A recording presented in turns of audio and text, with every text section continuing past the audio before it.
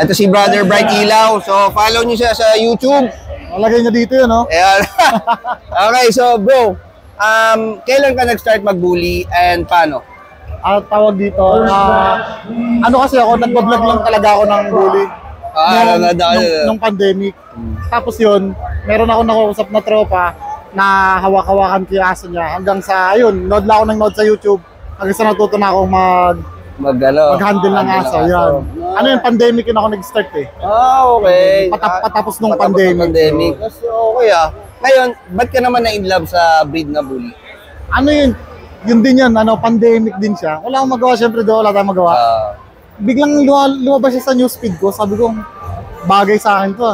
Ito yung gusto kong aso, parang ito yung bagay sa akin. Simula nun yun, hindi na ako, kumbaga parang... Na-focus ka na doon? Oo, doon na, yun lang lagi hinahanap ko. Hanggang sa yun, ito na. Ayun, ngayon last na lang bro. Anong ma-advise mo sa tulad ng mga newbies, yung mga nanonood ng mga newbies, kung gusto nilang pumasok sa bully world? Ano tawag dito? Kailangan, pagpasok kayo, kailangan, syempre, business. Ayan, totoo yan. Kasi pag business yung, gusto nyo, pag pumasok kayo dito, maaga kayo magkukuit. Yun. Saan tayo dyan? 100%. Totoo kailangan yan. mahal nyo yung breed. Kasi Exactly. pag business lang yung, yung dahilan nyo, kaya kayo nag-bully, magkukuit kayo 100%. Ayun. Tama. Very good. Thank you, brother. Hahanap kayo ng magaling na mentor. Hindi Yan. kayo malokohin.